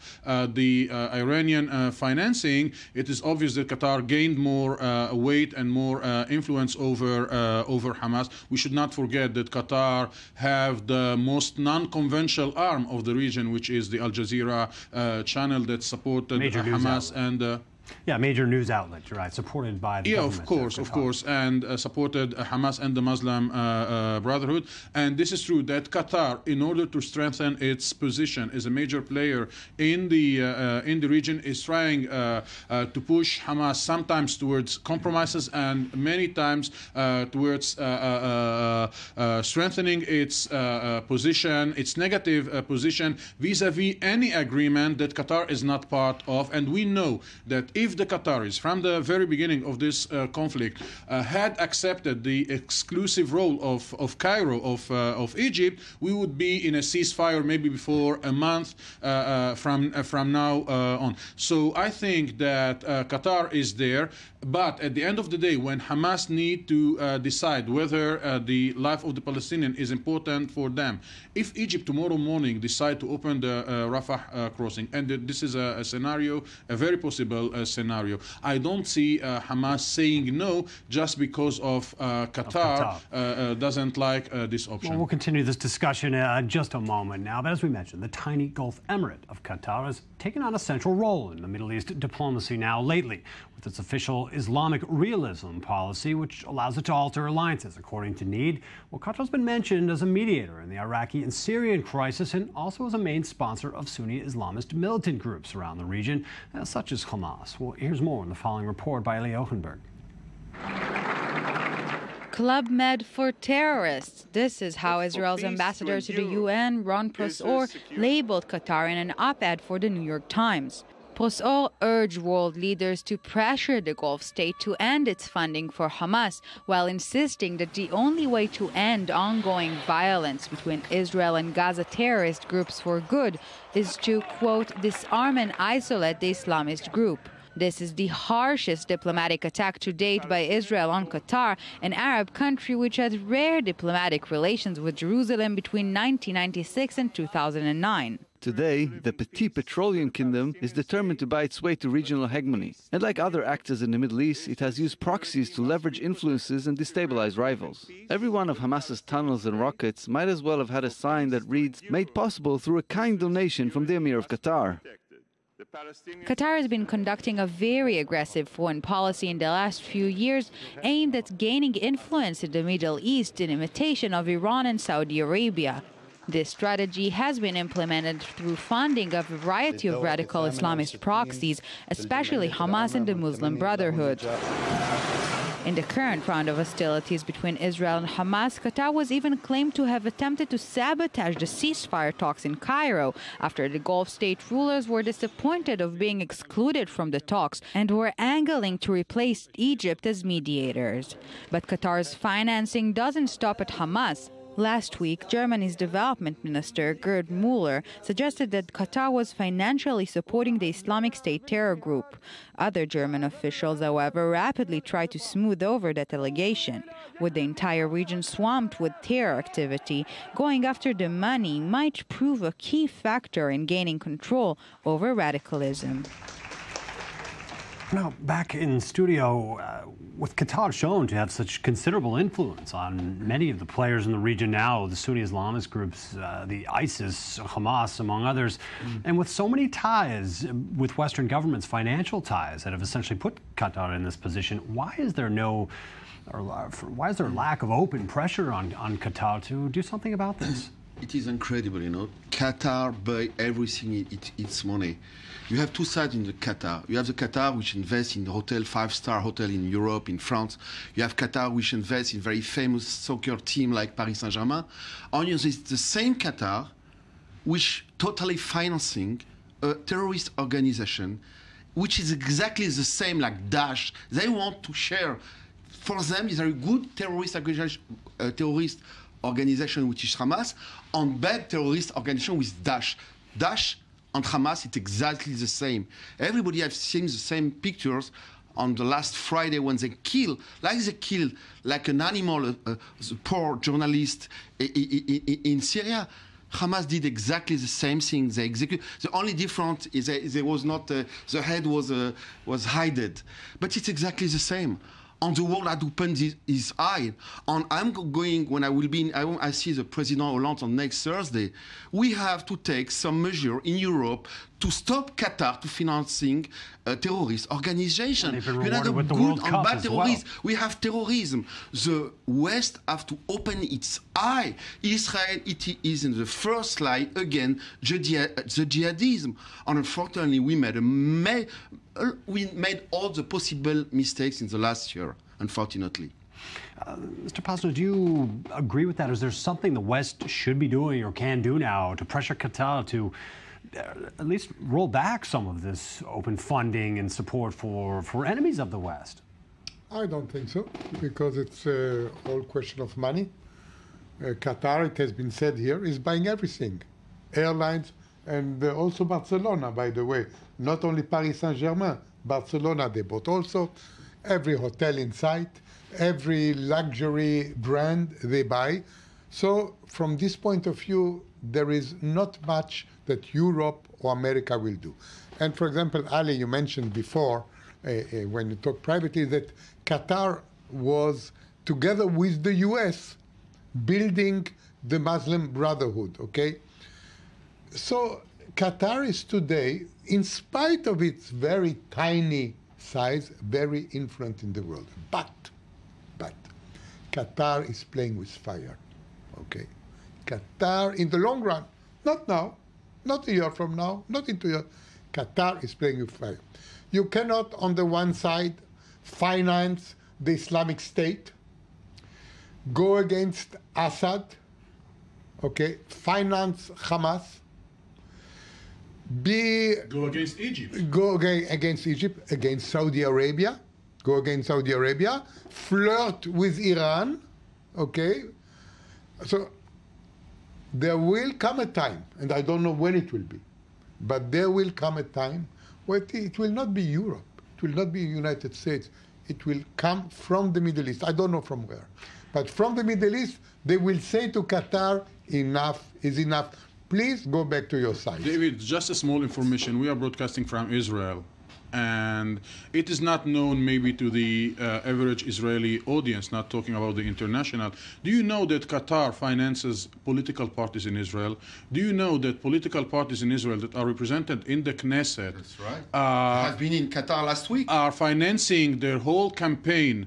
Like, for example, Balad Party, the Arab Nationalist Party in the Knesset, is the most wealthy political party that has many NGOs, and the money of these NGOs is coming from Qatar. It's not an accident the three members of the Knesset from the Balad Party were in Doha last week, which created a scandal. Do you know that the main Arab stadium in Israel was financed by Qatari money, and the name of the stadium is Doha Stadium?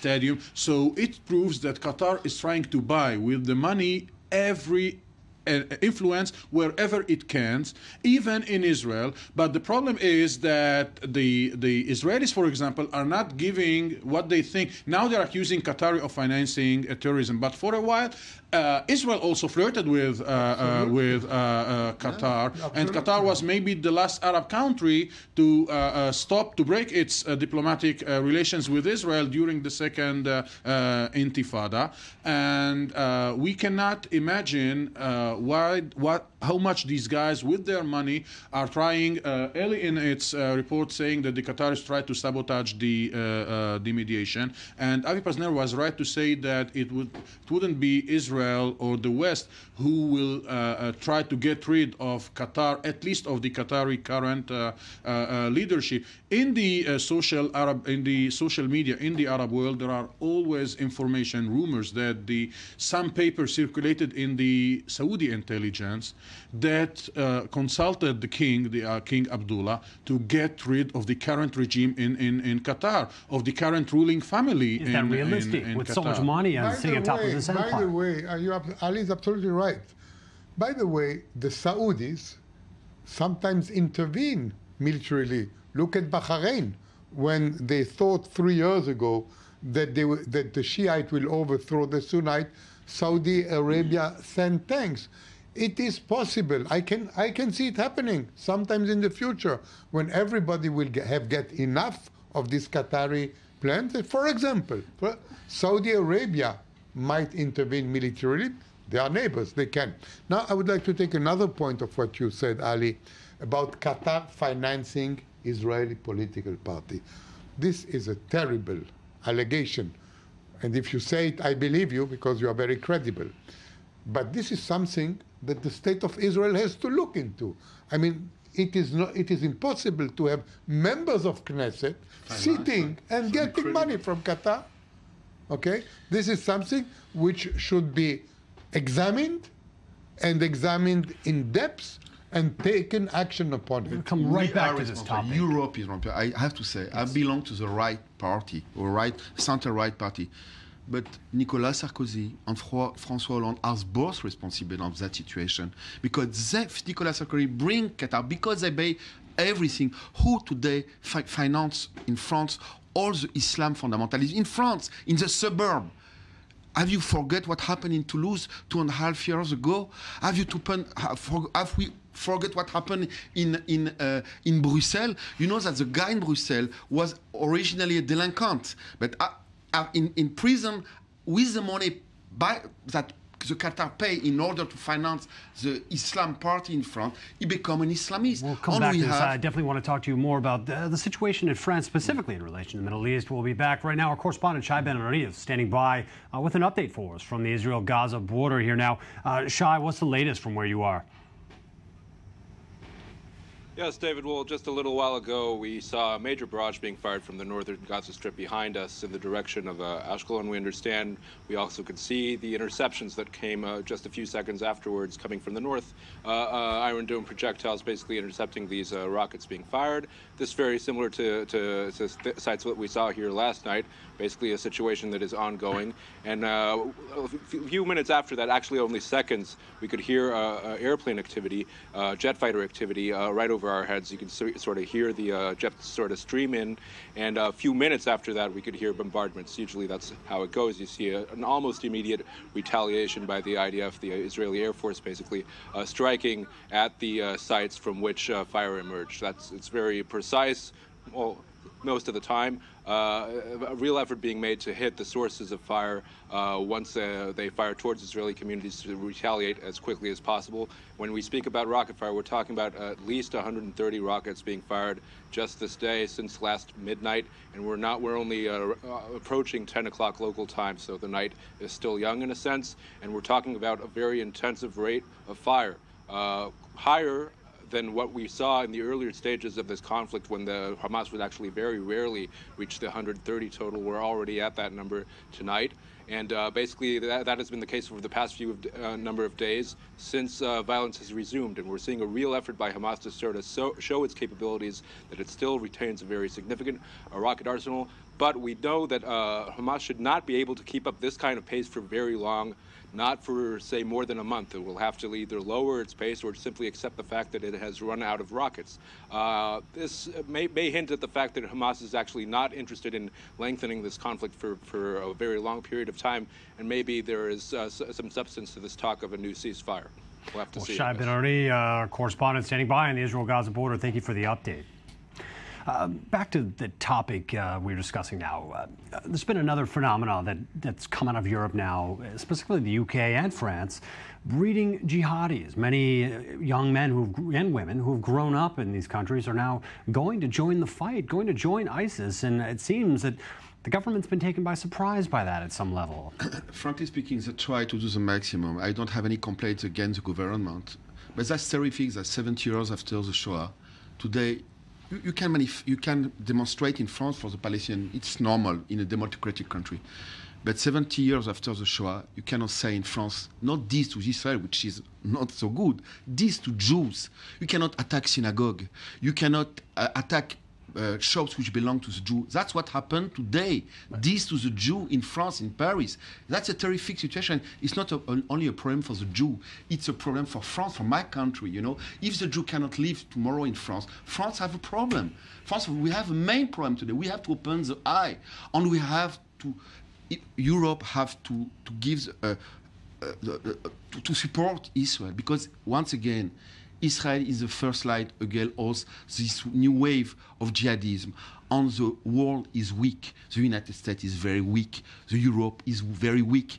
Iran is become to be nuclear. In a few months, the world is not going to stop that. They don't arrive to see what happened. See all what the mistakes that we do in Lebanon, in Syria, in Iraq, in Afghanistan, everywhere. They always, we have all civilization, our countries, unfortunately, I'm very, very worried. I would like to elaborate on your question and on what Meir said about should France and UK, for example, be worried about all these young men and women going to fight in Iraq and Syria? Absolutely. Not only because of the phenomenon, which is unheard of in the past, but these young men will return. They have French passports. They have UK passports. At some time they will return, and they will continue. They will continue the fight for radicalism. Sorry to cut you, Avi. I don't know if you know. 1,000 young French are today in preparation in Syria today. 1,000. 1,900 and something. That's not me which says that. That's the interior minister. That's terrific.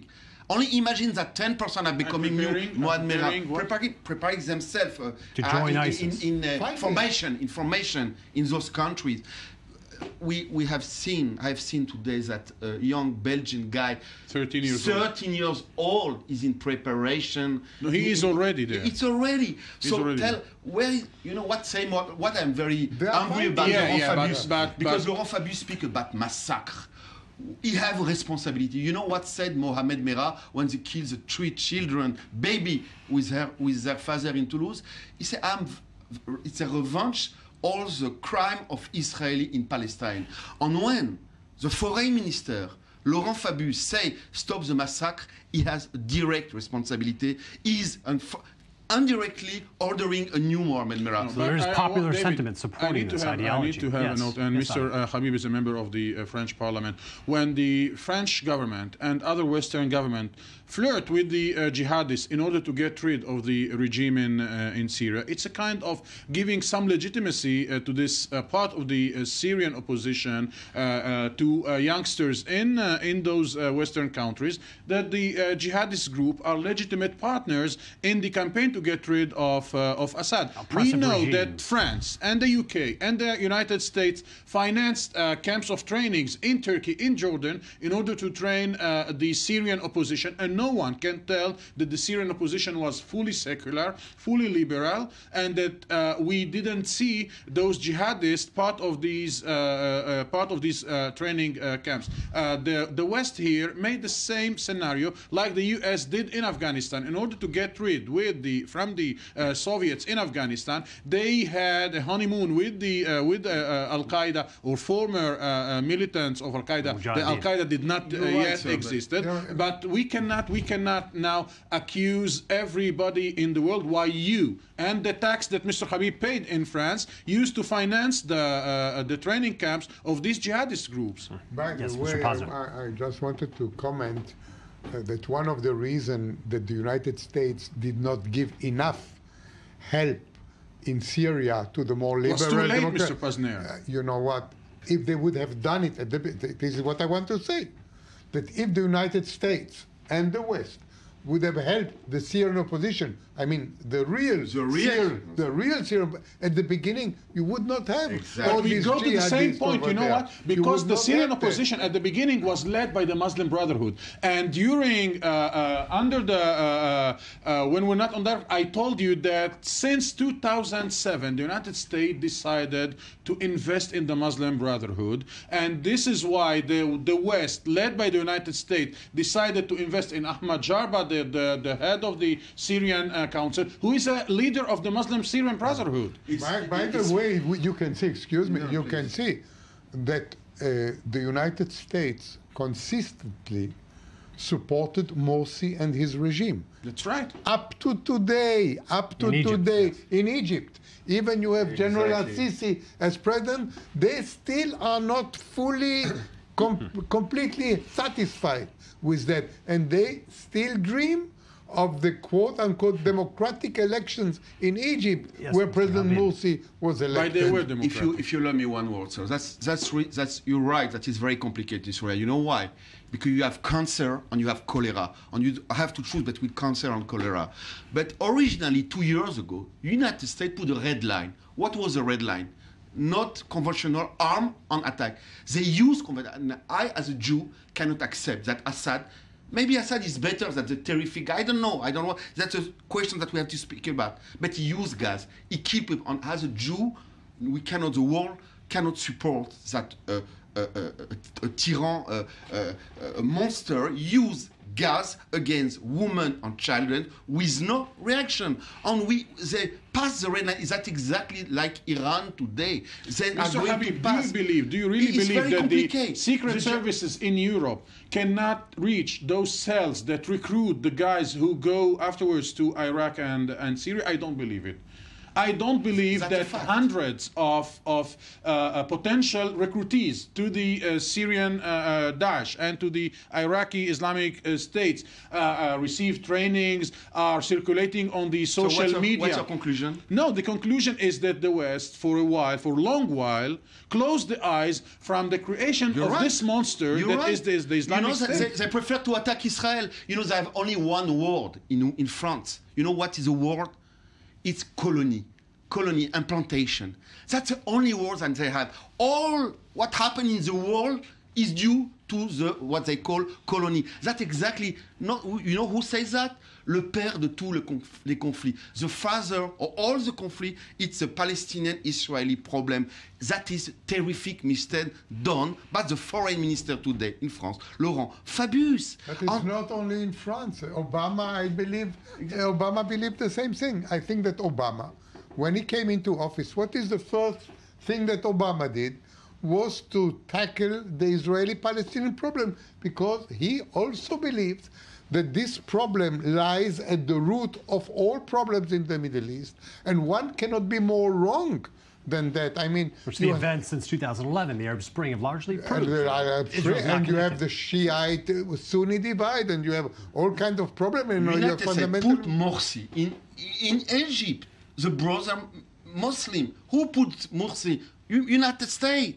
They have to recognize their mistake. You don't remember that Obama came. Was put by the elections. Obama came even didn't came in Israel in his 4 years of first cadency. He came in Egypt. He go all the Arab country. He make very nice speech. He began his presidency with the speech. But he made very big mistakes, unfortunately, and we pay all those mistakes. We pay also the mistakes of France, in Lebanon, in Syria, in everywhere. I don't forget Mr. Chirac kissing the father Assad after I have left. I think he was ambassador when a few years ago in Jerusalem. I didn't forget of the image. The war failed everywhere, unfortunately. And you have a very small country, Israel, will defend itself. You know what happened is Israel is weak. Israel can afford itself to lose any one war, because it will be despair immediately. All those countries want make the same scenario in Israel, like Iran, like in Libya, like in Iraq, they want the same scenario.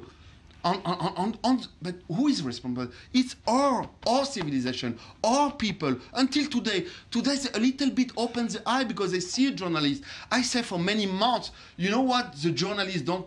You don't see only journalists. 200 people have been killed in Syria. Where was the journalists? Where was the demonstration in France? Where was the people in the street? 200,000.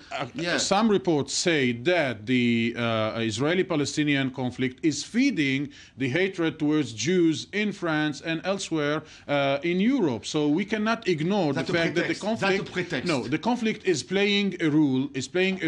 Because the last goal for these jihadists is to liberate Jerusalem. So we cannot say that the Palestinian-Israeli conflict is only a small component of the region. You see the picture on the screen. Not the root cause. It's not a territorial conflict. It's a religion conflict. That's the main and the only point. We are today in a religion war. Madrid, London, New York, Brussels, Toulouse. You know what? New York, 2001. We are in a religion on the first one which are suffering are the moderate Muslim, which is the majority of the Muslim in France, all over the world. But the minority, which is jihadist. You know, I don't know how familiar you are with the local Israeli politics, but for maybe 40 years, the Israeli government fought the Communist Party, who was a Jewish Arab party, and did everything to boycott him and to space him from any kind of being part of the decision making. On the other hand, because of this lack of success of the Communist Party, we received, as part of the strong lifting of the Muslims movements in the Arab world, the Communist Party, who for a long time was the main political party among Arabs, is now put aside, and the Islamic movement in Israel also, if you know, the Islamic movement in Israel is the strongest political party among the Arab minority in Israel. But this is part of a general phenomenon, okay? Taking place from North Africa. Look at Libya, look at Tunisia, look at Egypt, look at Daesh and the Islamic State. Everywhere, even Saudi Arabia, which has another kind of radical Islam, okay, not political Islam, of radical Islam. So why shouldn't the Arabs in Israel feel the same way? I mean, this is part of a very general and negative development, but it's not something which is the fault, I believe, of Israeli. Because when there was a Communist Party, and I was here, and I remember how it's true, there were Jews and Arabs together, but they were violently anti-Israel. They were not opposition. They anti-government. No. They were. Remember that at the time. Now you have an anti-Israel movement in Israel. They were anti-government. They signed the Declaration of Independence, both the Arab members and the Jewish members of the in 48, Communist yes, Party. But after 56, when the Soviet Union broke off diplomatic relations with Israel, they turned into anti-Israel. None of them were arrested for being involved in security threats against Israel, as far as I know, since the 60s, Mr. Pazner. While you have in the Israeli jails nationalist Arabs who belong to parties who are supported by Qatar, you have Islamic elements who belong to the Islamic movements. So we cannot say that the West and the Israeli government did not. They had short-term calculations, and they preferred, like the creation of Hamas. Let's talk it. Let's put it on the table. Mr. Habib just spoke against Hamas and compared between Hamas and ISIS. Who was at the basis of the creation of the Hamas, thinking that helping Sheikh Ahmad Yassin to create its charity organization will weaken the PLO and will create an alternative leadership to the PLO. And you know, there is a unanimity among the experts in the academy that Israel closing the eyes over and supporting indirectly the creation of the Mujamma ad-Dawa, the Dawa compound in Gaza of Sheikh Ahmad Yassin, hoping that this will weaken Fatah and the PLO, and see now who is fighting against who. The PLO is in the same, almost in the same camp of Israel, and Hamas is shooting rockets over Israel. And this is because in Israel, some people in the 70s and 80s thought that helping a Muslim movement to be created, to be strong, will weaken the PLO. You know that even if that is true, and you know that this is true, Mr. President. I say even if that is true, the capacity of Israel to help forge Arab public opinion even within Israel is very limited. So if it happened that this movement grew, it was not because of Israel and not of politics. And maybe somebody once thought about what you say, that we will weaken the PLO, will structure. But this is much more profound. This is much more profound. And it is, again, I must say, and you know it, it has nothing to do only with Israel. It is all over. Broader Allow me one more. Forgive also for my poor English. But you know what's the main problem today?